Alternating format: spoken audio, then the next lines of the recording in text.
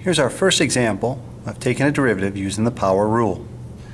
As we've looked at the notes, the power rule says that in order to take a derivative, you reduce the term by 1 unit and you take the original power and multiply the term.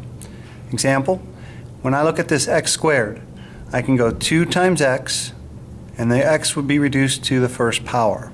And so when I do my derivative, I can write f prime of x equals 2x to the first power.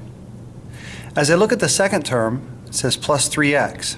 I have to recognize that the x is raised to the first power. And so if I'm applying that power rule, if I look at this as 3x to the first, the power rule says you go 1 times 3, which would be 3, x to the 1 minus 1 would be 0, and remember that anything to the 0 power is 1, and so this would just go to 3.